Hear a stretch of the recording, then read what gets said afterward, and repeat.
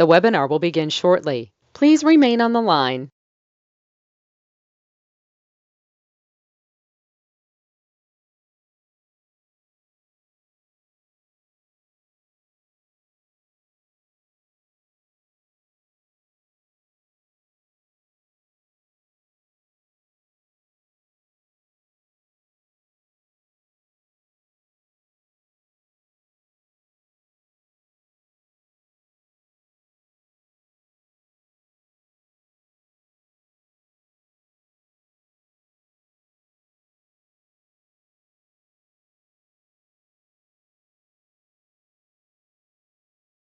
The webinar will begin shortly. Please remain on the line.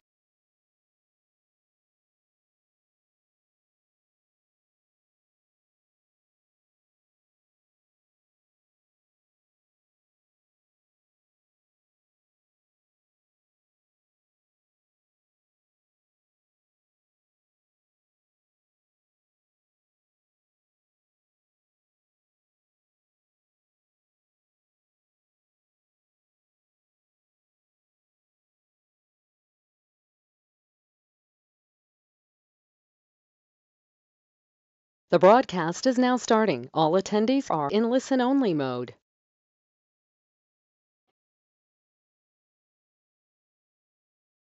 Good afternoon, everybody, and welcome to our Lunchtime Webinar Express series. We've got a great session today with Sarah Bentham, who is UK Marketing Manager for Husqvarna's global brands Flymo and Gardena. If you've watched any of our Webinar Express sessions before, then you'll know how this works. But for those joining us for the first time today, a very warm welcome to you. It's great to have you with us. And I'll just very quickly give you some info on how today's webinar will run, how you can submit your questions for the Q&A, and where to go if you want to watch the session again. So we'll be hearing from Sarah for around 30 to 35 minutes. We'll then move into a 10 to 15-minute Q&A to answer some of your questions. You'll be able to post your questions for the Q&A at any time during the session by clicking on the question mark you see on screen. We've circled the question mark for you depending on what device you're watching from. So if you're watching on a laptop, you'll find the question mark on the right-hand side of your screen or along the top or bottom if watching on a tablet or smartphone.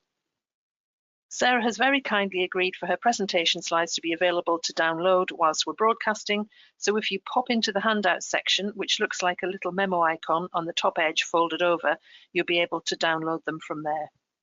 If you want to watch the session again, then it'll be available on the CIM YouTube channel.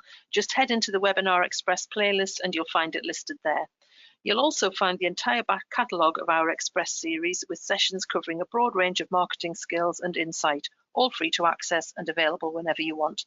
So do take a look, as we've had some fantastic sessions since the series started. If you'd like to share any thoughts about today's webinar on the socials, you can use the hashtag CIM Events. We love to see your comments on Twitter, Instagram and LinkedIn, so please do get involved on the socials and let us know what you think of today's session. And finally, if you're a university student attending today's webinar, then you may want to sign up to the CIM Marketing Club. All you need to do is hover your camera over the QR code and that will take you straight through to the sign up page. Alternatively, you can hop onto our website and find it within the qualifications drop-down menu. It'll keep you up to date with the latest trends, innovations and concepts in the marketing industry, so it really is worth taking a look and signing up. So I'd now like to introduce our guest speaker, Sarah Bentham. If you want to turn your webcam on, Sarah, I'll pass things over to you and the floor is yours when you're ready.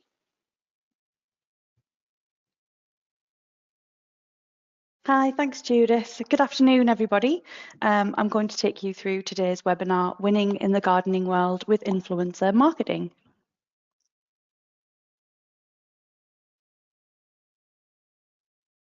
I'm Sarah Bentham, as Judith said. I'm the UK Marketing Manager within the Husqvarna Group. I'm currently working in the Gardena division and looking after the brands Flymo and Gardena. So what I'll take you through today is who we are as a group, what is influencer marketing, some strategies and planning tips, and then some case studies of what we've been doing over the last few years with influencer marketing with Gardena and Flymo. And then we'll look at some key takeaways as well.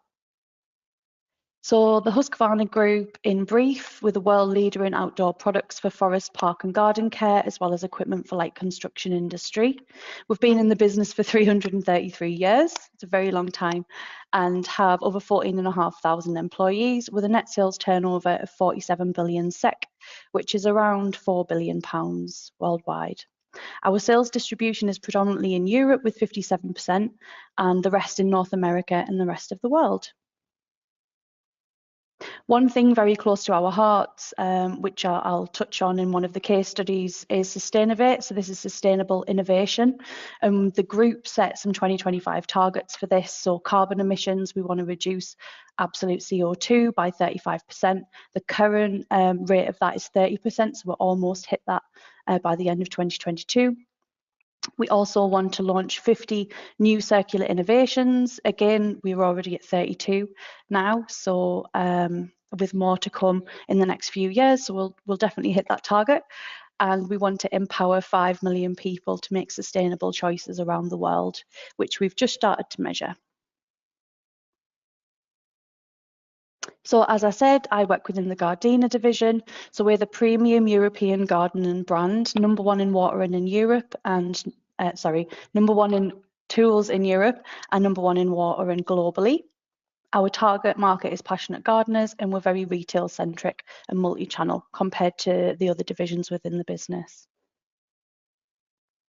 So within the Gardena division, these are our divisional brands. I work on Gardena and Flymo, but we also have Orbit, which is in America, and Netta in Australia. So for Gardena and Flymo, I just wanted to touch on who our target audiences are, because it's relevant when we talk about the case studies. So the Gardena target audience is the passionate gardener, someone really passionate about gardening. They'll spend their weekends and all of their spare time in the garden. It's their hobby, it's their passion. And we have 3 subsegments of this: the traditional, the urban and the passionate. And they're all passionate about gardening, as I said, but they have differences in demographics, lifestyle, attitudes towards gardening and shopping behaviour. Whereas Flymo, totally different target audience. They're the convenience seekers. The outdoor space is really low maintenance. They don't enjoy gardening, but they like to have a neat and tidy space. They just want the tools that are easy to use and make it really quick for them to complete the gardening tasks so that they can get on to what they really enjoy, which is socialising in the garden space. There are 3 distinct subsegments of convenience seekers. These are enthusiasts, practicals and occasionals. So what is influencer marketing? Influencer marketing is a type of social media marketing that uses endorsements made by people, organisations or groups seen as influential experts in their area. And why should brands use influencer marketing? Because it boosts brand awareness, it increases product visibility and affects purchase decisions. It demonstrates your authority, credibility and thought leadership within that segment, and it directly advertises to your target audiences and encourages user-generated content. And where? So all social channels, including Facebook, Instagram, YouTube, LinkedIn, TikTok, Twitter. The ones that we utilise as a brand are mainly Facebook, Instagram and YouTube, but we do work with influencers on the other channels, namely TikTok and LinkedIn.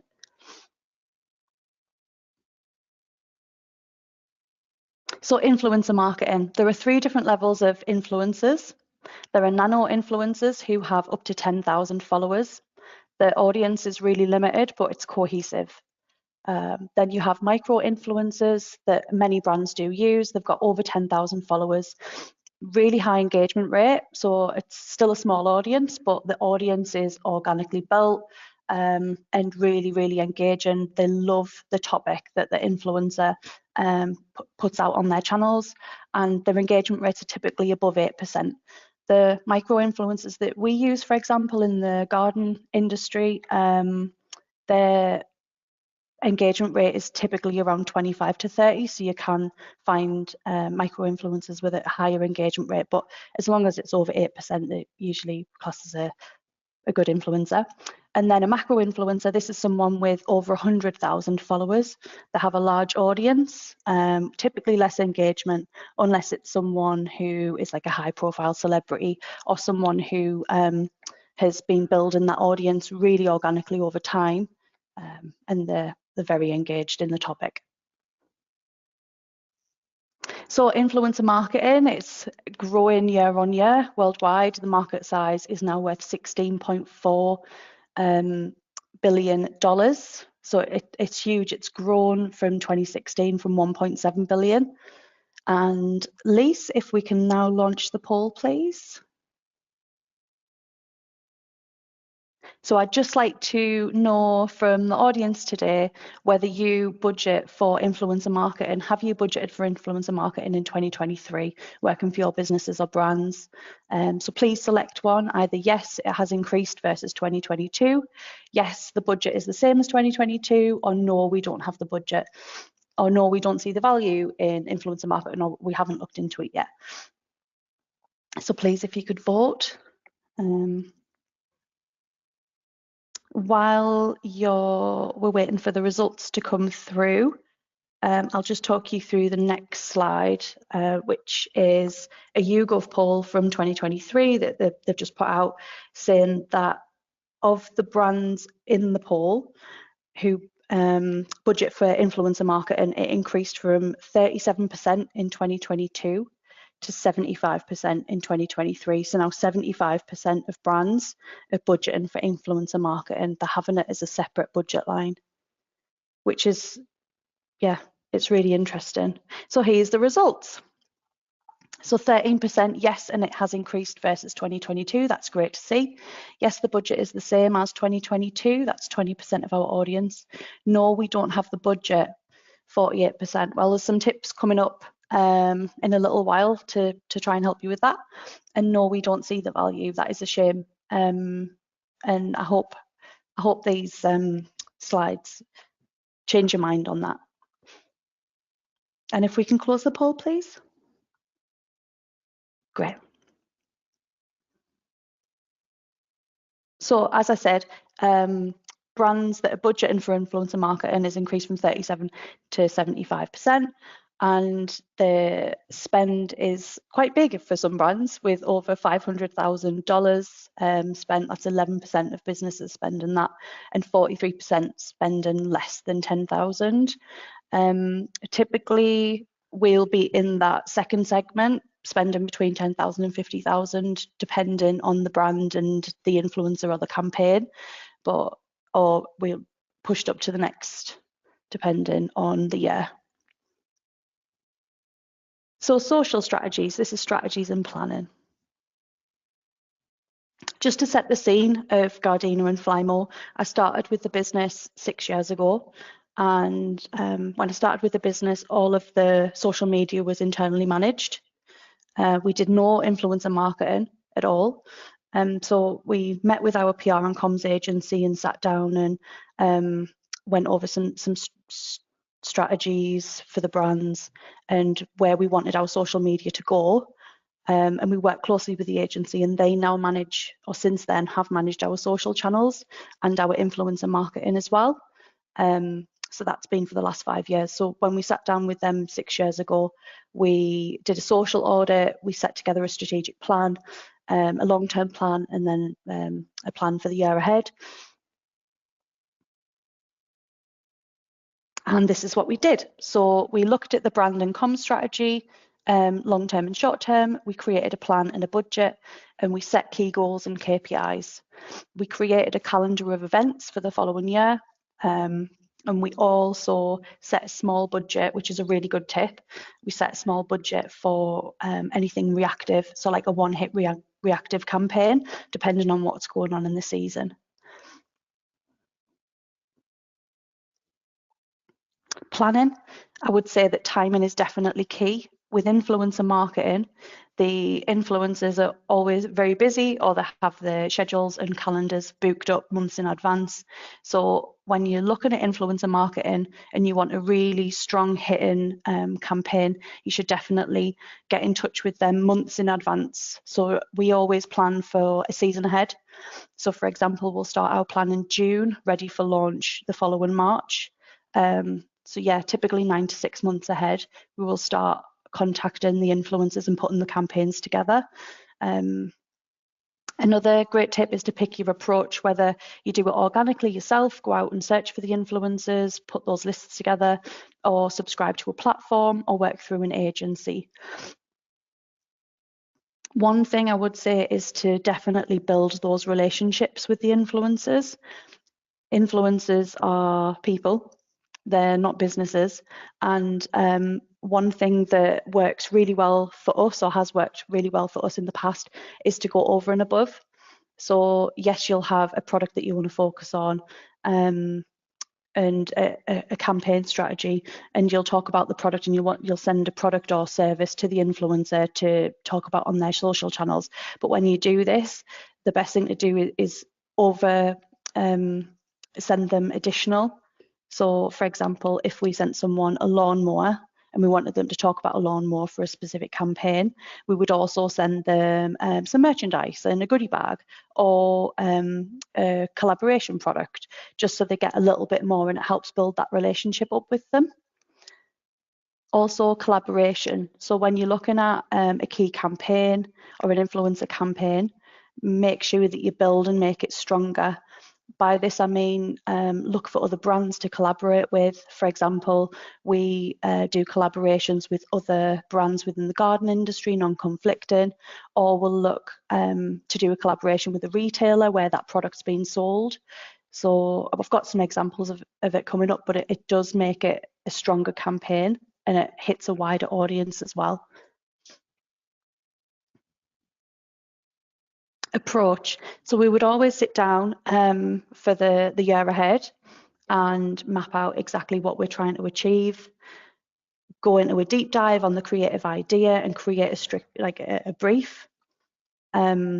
Budget, this is paid versus gifting. So we would look at the budget per campaign, whether we wanted to pay the influencers or try to do it on a gifted basis. Again, going over and above, giving them additional product or additional services from what the only subject we were talking about.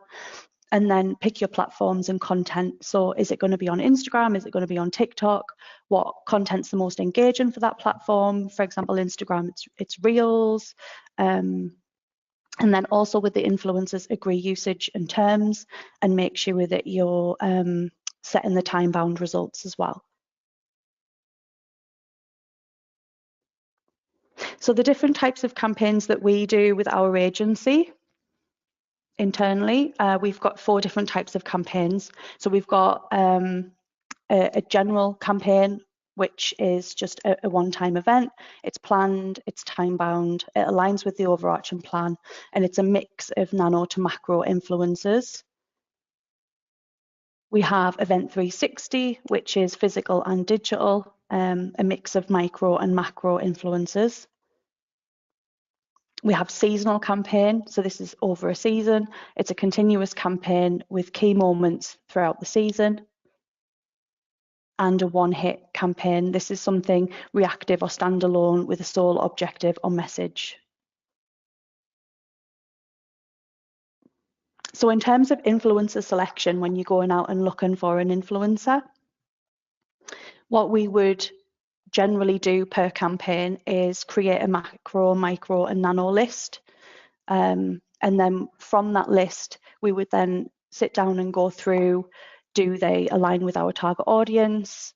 Are they authentic? Authenticity, I would say, is the #1 most important thing when working with an influencer.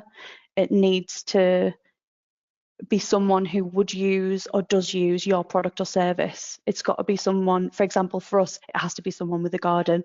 For Gardena, it has to be someone who's passionate about the garden, who grows their own vegetables, who spends a lot of time talking about gardening. It can't be inauthentic. Otherwise, it's just going to turn off the audience. We need to qualify them for brand safety as well, check their engagement rates, check the demographics, and then check them for fees. And also, the best thing to do when you're speaking with influencers is be human. Like I say, it's people talking to people. It's not a business talking to a business. So we always take out the corporate side, and we make it really personal and build that relationship. Another great tip is to catch a rising star. So someone within your industry who's really influential, who's building their channels up year on year. And yeah, catching a rising star is fantastic because you can start that relationship up when they're small, and then as they grow their audiences and their reputation within that segment, they've got that relationship already with you. So we're actively doing that at the moment. Also, always have a contract. Very, very important to have a contract with them. Set your deliverables, set your budget, set the timeline, what you want them to say. Yes, you have a brief, but always have a contract if it's a paid, if it's a paid influencer campaign. Gifting is different. You would only send them a non-detailed brief, but yeah, for a proper paid collaboration, always have a contract. With the brief as well, we tend to keep the briefs really flexible so that that authenticity is still there. So when we talk about being authentic, rather than it being really overscripted, you must say this, you must say that, you must use the product in this way, we select our influencers because of their persona, because the audience loves them, and making them do something unnatural to what they would normally do, it makes the content really inauthentic. So we love to just give our influencers a general brief. This is the product we want you to focus on, or this is the messaging, and go away and do what you do best. Must be authentic. Just talked about it. We'll talk about it again. This is a really great example of a really bad campaign, which was Fire Festival campaign. I'm not sure if everyone can remember it, but this is where a lot of high profile celebrities and influencers all posted an orange square all over social media, and social media blew up. But all of these paid influencers paid a lot of money to create the FOMO effect on social media. It backfired, and it ended up being the worst campaign because I've got Bella Hadid here, but there are many other celebrities that also participated in this paid collaboration. And because they posted on something that they didn't do themselves, that they didn't really have any information on, because it was just a paid basis, it ruined not only Fire Festival's reputation, which I didn't have a good reputation anyway, but it also tarnished their reputation. So just making sure that they fit with you and they use your product or would use your product is really key with this. It can have a negative effect. So make sure they're passionate about the subject matter, they are the right persona, that they work in the correct environment, and then tailor the approach to the specific influencer. For example, if you're working with more of a comedian, make sure that you've got you allow them to have a comedy element in there, like play their strengths to help your brand with their audiences, and also adhere to FTC regulations.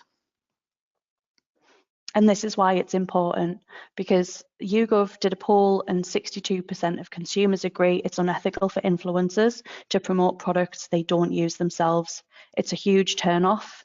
Like I say, it tarnishes their reputation, but it also has a bad effect for your brand. So if you're going to budget and invest in influencer marketing, you must make sure that you're doing it in the right way, and it's not a scattergun approach, or it's not well thought out and mapped out, because it can have a bad effect. Social success. So this is where I'm going to talk about some of our campaigns that we've run over the last few years with Gardena and Flymo. So as I said, when we're planning a campaign, we'll plan 6 to 9 months ahead for the next season.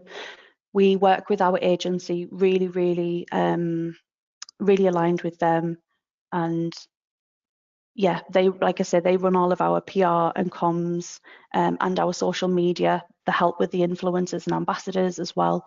So we sit together, we create an event for each brand or multiple events for each brand. We make sure that these campaigns are educational and useful. So they're not just a product launch, for example, with no use to the audience. We make sure that there's value added content in there, that it has purpose, that it's fun. And we also like to tie in a retailer collaboration as well to see the full 360 of sales. So the first one I'm going to talk you through is First Cut Sunday. So 5 years ago, our agency approached us to suggest, why don't we create an event right at the beginning of the season that kicks off the season for the year? Thought, great idea. So we called this First Cut Sunday.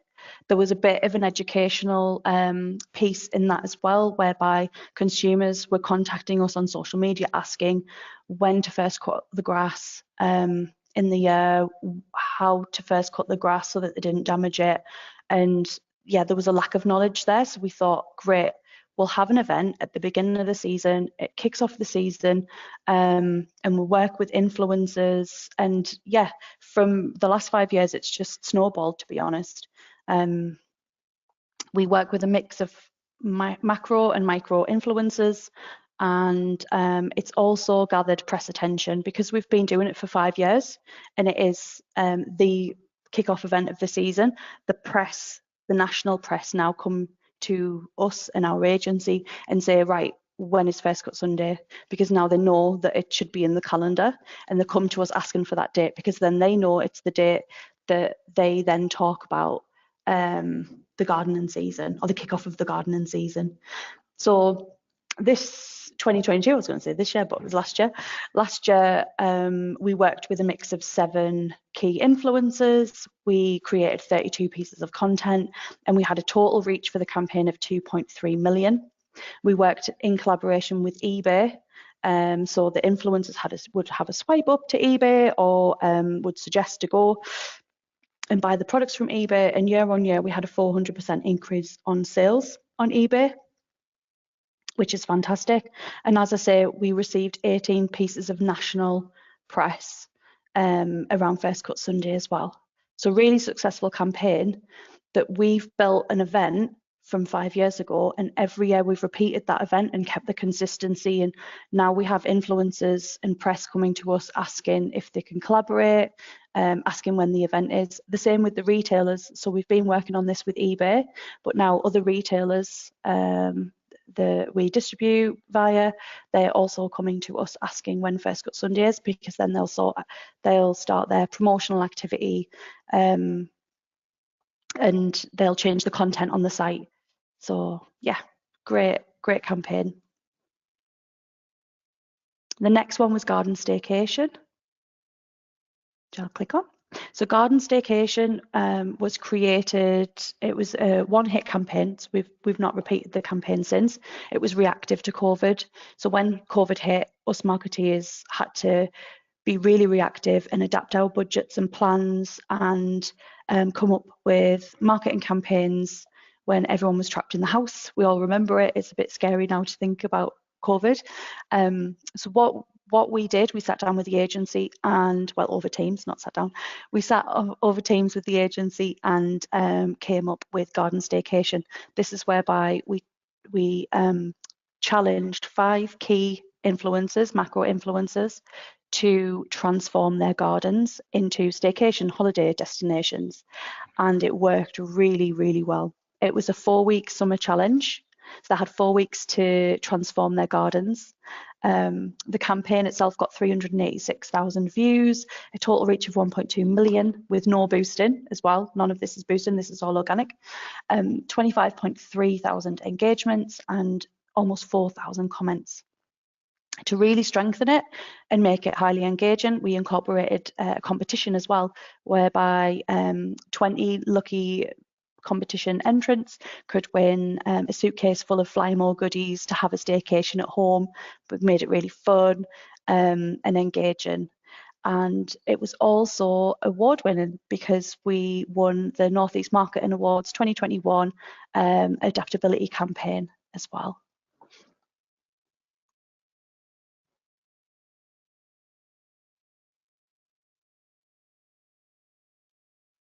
And then we go on to Hover Week. So Hover Week is in May every year. Again, it's a campaign, an annual campaign that we now set in our calendar. It's been running for the last 3 years. We created it with our agency, again, working really, really closely with our agency, because we did some research and there was an educational gap with the younger generations, the new to market buyer generations, with Hover. They didn't understand Hover, they weren't purchasing Hover, so we were relying on an aging population on Hover basically. So we needed to educate the younger generations on what Hover is, how fun it is and easy to use. So we created Hover Week. So we work with a mix of micro and macro influencers and get them for a full week in May to go out and cut their gardens using a Hover. We also ran this in collaboration with Homebase. So Homebase have been working on this with us for the last 2 years. They work with us on sales promotions, and they also share all of the content as well. So last year we received 20 pieces of social coverage, a reach of 352,000.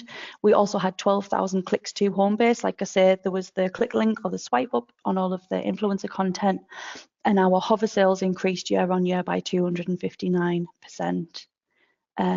So yeah, really fun, connects with our audiences. We call them the Flymo family, and it works really well. Hover is our market. If you don't know Flymo, we invented the Hover lawnmower back in 1964. So Flymo is Hover. Out of all lawnmower sales in the UK, Hover is 25%. And of that 25%, we own 91% of the Hover market. So it's our market. So we need to make sure that market is stable and it grows year on year, especially with the younger generations and new homeowners coming in to the market.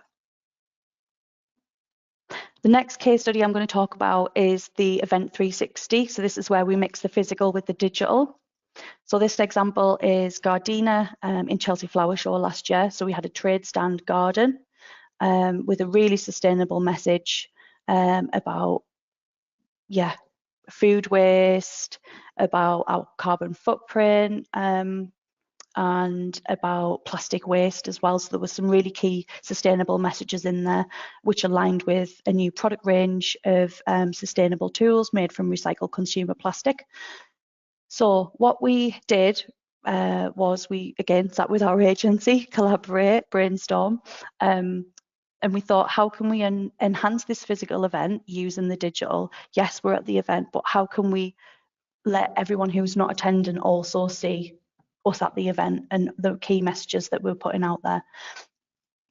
At the event, we also, like I say, we're launching the product, and we hosted an exclusive influencer event at Chelsea Flower Show as well.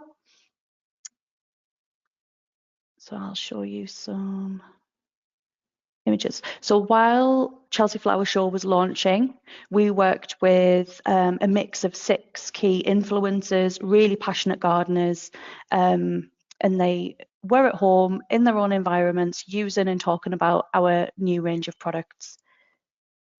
We were at Chelsea talking about our fantastic stand, our garden, our sustainable brand ambassador, Lynn Lambourne, and hosting press and influencers there as well and talking about our socials. And then we held an influencer event. So the influencers who were talking about our product launches on their channels, they then came along to the event. They posted loads of content about the garden, interviews with Lynn. It was really, really great, really engaging, that full 360. We ran a retailer collaboration with Argos promoting the products as well, and ran an engaging competition to win a bundle of the products. So again, if you're doing any events this year, sometimes it's good to say to an influencer, oh, why don't you come down? We'll host an event, we'll do a talk, we'll have some drinks or some food, and really create that, especially if it's somewhere prestigious or somewhere where your influencers would like to be. Sometimes just gifting some tickets is enough to get them there, and then they're going to post the content. It's not always about paid. It's sometimes also about gifted. And then we have our seasonal campaigns. So we work with high profile influencers, and we also have some ambassadors on the Gardena brand. These are more longer term campaigns, so they'll run for a full season. The overarching comms plan is in line with them as well, and we select dates of key moments through the season when the messaging is going to hit. So a great example of this is Lynn Lambourne. She's our ambassador of sustainability for Gardena, and we worked with her last year on 4 key moments throughout spring to autumn about how to garden sustainably. And it wasn't just, oh, this is a sustainable product, or here's me growing some potatoes. It was a lot more than that. It was really engaging creative content like how-tos, how to make a dough wreath, how to make some s'mores out of apples that I've just picked with my apple picker, how to create some nice cocktails. It was really fun and engaging. And the reason Lynn is the right person for this to create our content for us is because she aligns perfectly with the brand and the messages. She's a sustainable warrior on waste. She's known for that. She's very passionate about her garden, and the messaging's right. What we also did while we were filming is we optimized the content for 3 platforms so that we made it go a lot longer. So for example, we had it in 6 formats so that it was formatted for Facebook, for Instagram, Reels, Stories, Grid, and it was also optimized for YouTube. So yeah, working with a videographer as well is always great when you're creating this kind of content, because it can go like a much longer way than them filming it themselves. A lot of influencers film it themselves, yes, and Lynn does a lot of that for us. But for these key campaigns, these seasonal campaigns, getting a videographer involved and getting that content chopped up into different formats, it is really key. So this example, one example is Lynn's autumn pruning video, which we also put onto YouTube, and it received 1.53 million impressions and 25,000 views. So again, really successful, and we're hitting that passionate audience.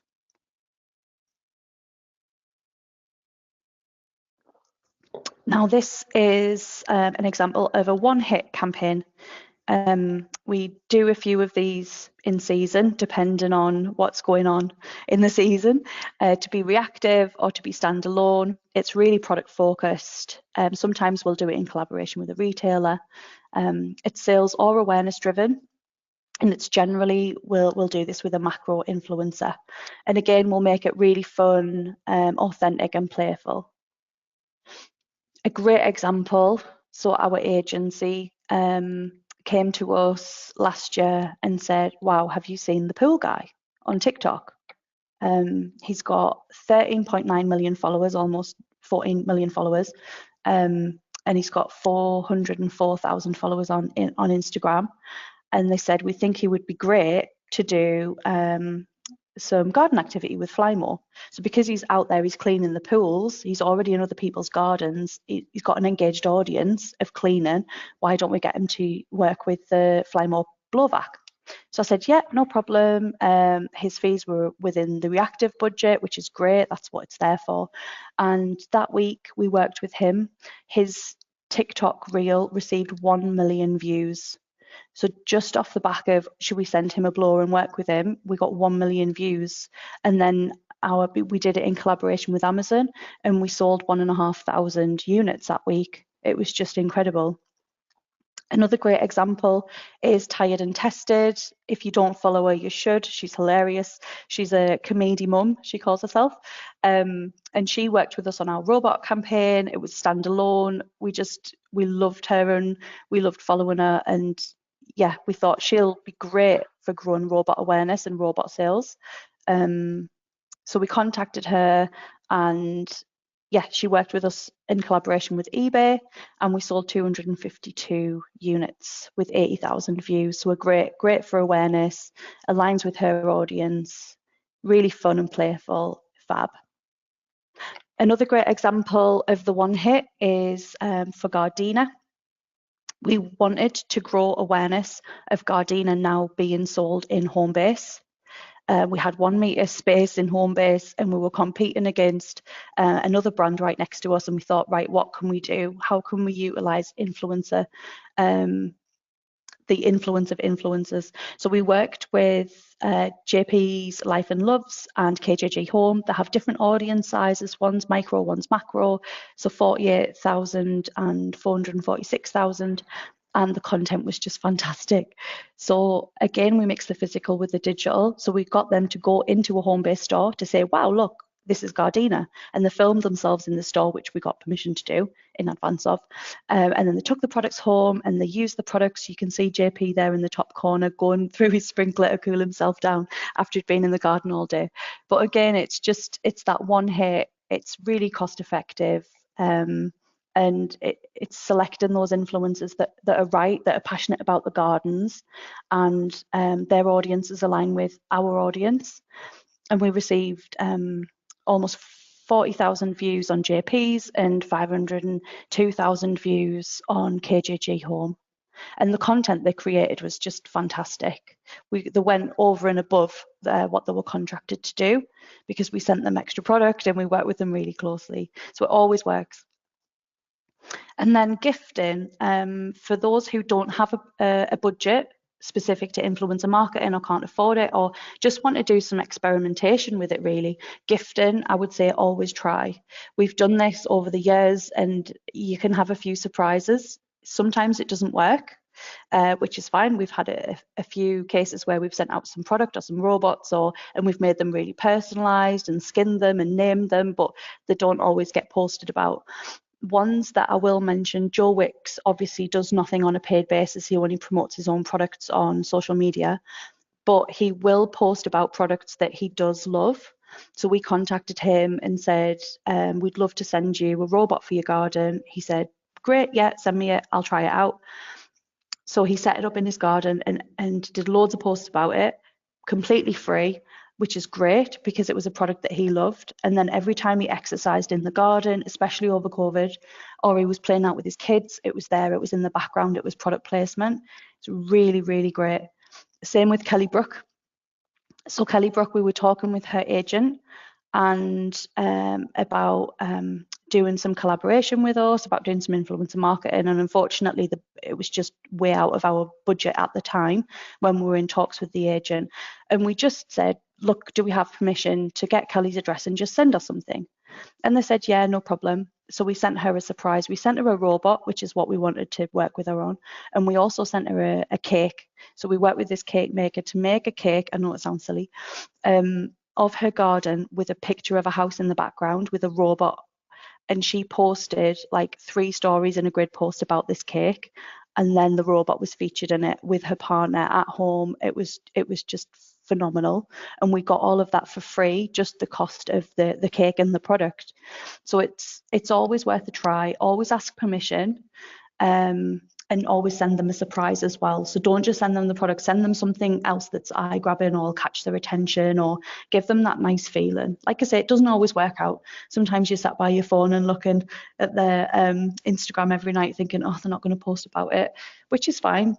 But yeah, if you find a celebrity or influencer and you can't really afford it, try gifting and see what happens.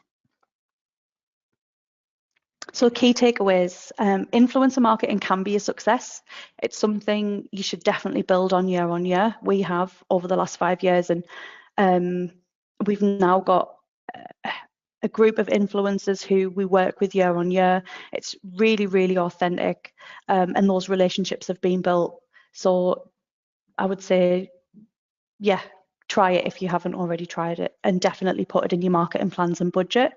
Planning and timing is key. Like I say, always plan way ahead, start those talks with those influencers. Sometimes last minute you'll have to change your plans or your timings, but that's fine. We're in marketing, we're used to that. Build relations as well. If you go over and above for them, they'll go over and above for you. It's a person, and everyone loves a freebie. And then also think outside of the box. So build and collaborate as much as you can. Work with other brands within your sphere. For example, in gardening, sometimes we'll work with a compost brand, or we'll work with a garden furniture brand, or we'll work with a luxury drinks brand. And then we'll collaborate with a retailer where both of those are sold, and it's for them, it's the cost of some product placement. And for you, it just strengthens it because they'll share the content, all of their audiences will see it. It just really makes the campaigns go the extra mile. This is my this is my contact information. If you have any questions or want to, feel free to share your examples, or you want to collaborate. If you're a brand out there and you think, wow, Flymo is someone I would love to collaborate with, please get in touch. There's my email address, and I'm also on LinkedIn _Sarah Bentham. Now I'll hand back over to Judith. I hope you really enjoyed the presentation. I certainly did. I thought it was very interesting. That's really great, Sarah. So we're now going to head into the Q&A session. We've already got some great questions coming through to get us underway, and we'll get to those in a second. But please do continue to post your questions, and we'll try and get through as many as we can in the next 15 minutes or so. And just a little reminder that if you want to comment on the socials about today's webinar, then you can use the hashtag CIM events. So the first question, it's quite a straightforward one. How do you find your influencers? I think you mentioned an agency, but how would you brief them on how to find the influencers? And do you have a little hit list that you would like to get, apart from your Kelly Brooks, who might be too expensive? Have you got a secret list of famous gardening people? To be honest, I'm a bit of a... I love consuming social media myself, and I've got a little list of influencers that I love to follow. But what we also do, which is a little bit cheeky, is look at who's following Flymo and then look at who they're following as well. And you'll always find some great, because you know who your Flymo family are or your audiences are, and then you can go off and find influencers that way. But yeah, we work really closely with our agency, our PR, comms and social media agency, and they create a hit list for us. And then whenever we're out on social media and see someone and think, wow, they're absolutely fantastic, we'll also put them into the suggested list to go through. But they'll also come to us. So for example, after First Cut Sunday or after Hover Week on Flymo, we'll be inundated with influencers. Once you start building up those campaigns, you'll be inundated with influencers coming in saying, oh wow, I saw this campaign, please can I work with you? When's the next campaign? Please put me on the list. So we've also got that hit list as well of influencers who've approached us. Right. So how many could you manage at one time? Because you've got your ad hoc gifting types, but then you've got ones for your serious campaigns. How many people would you sort of have per campaign, or altogether that would be manageable? Yeah, well, it depends on the size of your brand and your agency and your budget, really. It's manageable, and it's within budget as well, because some influencers can be more than the Kelly Brooks of the world and have a really smaller audience size, so watch out for that as well. Some influencers are coming out at crazy fees at the moment, but yeah, per campaign, you'll have seen it in the examples we used, it's generally less than 10. That makes it nice, easy to manage, authentic, and yeah, not too crazy. We don't go out and work with 100 at a time, especially with the fees. The fees are also increasing. I showed the chart about the investment that businesses spending year on year, and it's obviously the fees are also going up with inflation on that as well to make it a larger amount. Yeah. So these two questions are sort of linked. You say that if it's one of your proper influencers that you're working with on a formal basis, how would you go about putting together a contract with them? And then the second part of that is part of that contractual agreement, would you be allowed to approve the content before they post? Yeah, so we always do that as a rule of thumb, especially when working with more of a celebrity. This year, I'll give an example.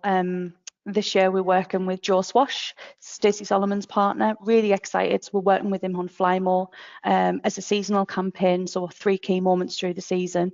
And we've got a contract with him that we've worked on with his agency. And as part of that contract, we have said in the terms that we want sign off on the content before it goes live. It's just a standard. Usually, because we want it to be authentic, we obviously don't want to have too many rules and regulations in place when signing off. But if someone's mentioned the brand name wrong, or like smaller things, or they've got a competitor product in the background they haven't realised, things like that, I would definitely say have it signed off. In terms of the contract, we have a standard contract as a group that we had created through our legal team. But there are standard contracts on the internet, and if you need help or you want to see an example of a contract, you've got my details, please get in touch. I'll be happy to help. So, can we ask? I think we're all probably going to be looking out now for First Cut Sunday. Now that the spring Yes. hopefully is on the horizon for us, Yes. living in the UK. Sorry about the overseas people in the land of permanent sunshine. They won't have that to look forward to. But for this year, who are you planning to be working with? Are you able to give us some little hints of who to look out for and follow, and to say, "Oh, right, remember hearing about that"? Or is it secret? So First Cut Sunday, we're at contract stage with the micro and macro influencers, so I'm not able to say at the moment until they're signed off. But like I say, Joe Swash is going to be working with us, so he's working with us on First Cut Sunday. So yeah, if you follow Flymo UK on Instagram and Facebook, we'll be sharing all the influencer content, so you'll be able to see. But it's a mix of influencers that we worked with on the campaign last year and some new fresh faces. But the one we're most excited about is obviously Joe Swash. Really excited for him to get involved in First Cut Sunday with us. We have dated it the 26th of March. But sometimes we move it depending on the weather, because we're very weather dependent. Sometimes our campaigns move. So if it starts, if the grass starts growing and the temperature goes over 11 degrees, and you hear that lawnmower sound outside, we do bring it forward a little bit, but because it's so weather dependent. But at the moment, it's 26th of March. Well, we might have to hang on up here in the northeast then. They might be all mowing away in the I know. longer. So when you mentioned someone like Joe Swash, would you have categorized him? You were saying about the different demographics for each brand. Who would you see him and Stacey appealing to influence? So Joe really fits with our Flymo. So we're working with him on Flymo. He definitely fits with our Flymo family convenience seeker audience. If anyone follows him, he's not very good at DIY. He doesn't garden, but he loves socializing, and he's really fun, family focused. So he fits perfect. And when we looked at the demographics of his audience as well, he was perfect for the brand, because our products are really easy to use, easy to set up. Even the robots are really easy to set up. And then once they're set up, they'll cut your grass all season for you.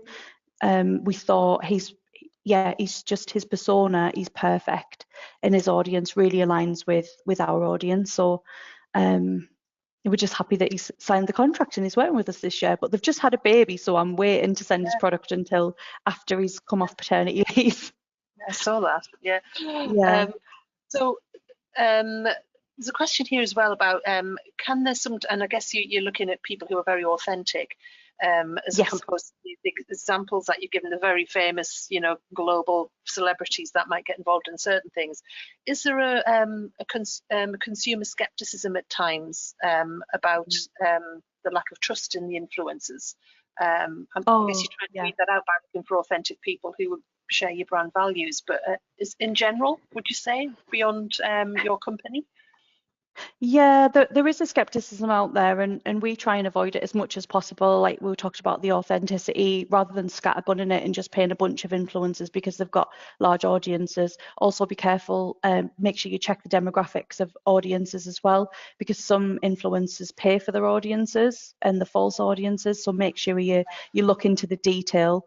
Just because someone's got over 100,000 and they're calling themselves macro, it's not always the case. Sometimes it's a false narrative.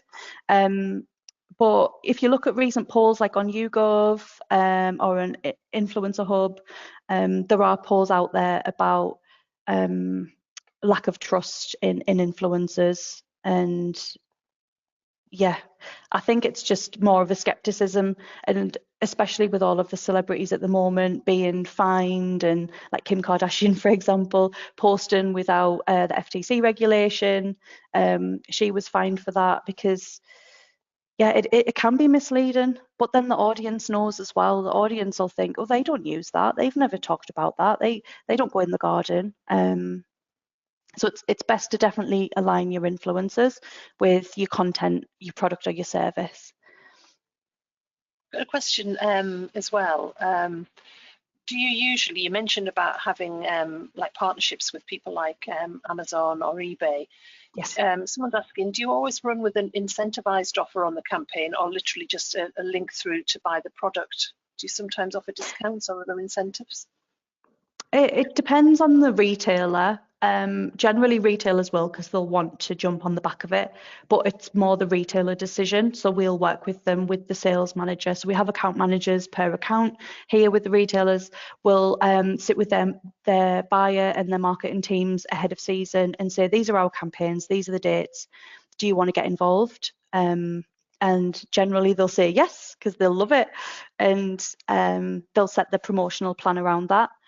Not always though. For example, Argos at Chelsea Flower Show, they didn't run any promotions, but that we still sold out the product. So yeah, it depends on the retailer. Okay, and I think we've got time for one last question. We've got a lot of questions coming through, so unfortunately, Oh really? I'm going to get a lot of emails then. Hopefully, or followings. So one last question: your personal favourite campaign to work on so far, and why? Oh wow, that's really hard. I would say the 360 Chelsea Flower Show campaign. I mean, it's Chelsea Flower Show, but it's the first time we've really done the full 360, where we've had an influencer event at an exhibition. We've mixed it with the influencers posting about the products at home as well. And then the retailer collaboration, the competition, it was just phenomenal. It just went crazy. And it was mixing that physical with the digital. It was really interesting to see that you're at the exhibition, yes, there's a huge footfall there, but there's a huge audience of passionate gardeners who don't go to Chelsea Flower Show or can't get tickets, or so it's giving them a snippet and making that the message from the garden that we had go further. So it's not just staying at that one location at the exhibition, it's also getting those messages to a wider audience. We created a lot of content at Chelsea. We had our videographer go in, they filmed the build, audiences loved that. So Lynn and a videographer went in every day and they filmed what they were doing on the garden every day to build it. And that content was so engaging. We put it on YouTube and on socials, and we got so many thousands of hits and views, and it's all on Gardena YouTube if you want to go and see it. But yeah, that was my favourite campaign. Chelsea's fun. And will you be going to Chelsea this year? Are you going to Chelsea this year? We've got another Tradesdown garden, same space, similar messaging. So it's sustainable, but it's more modern sustainability.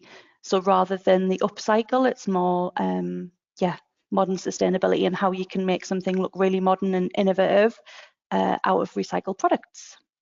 So if you're at Chelsea, or follow us on social, and you'll be able to see the build. Brilliant. Right. Thank you very much. I think that's all we have time for now, Sarah. That's been really, really interesting. And thank you for delivering that presentation. So unfortunately, that's all we have time for in our webinar today. We'd like to say thank you to Sarah for the fantastic presentation, and to the CIM Northeast group who organised the webinar. We do hope you've enjoyed the session and found it interesting and worthwhile. We'll be sending out a short survey in the next few hours and would love to hear your feedback. It will only take a few minutes, and all survey responses are anonymous. So please do let us know your thoughts and what you would like to see from our webinar series in the future.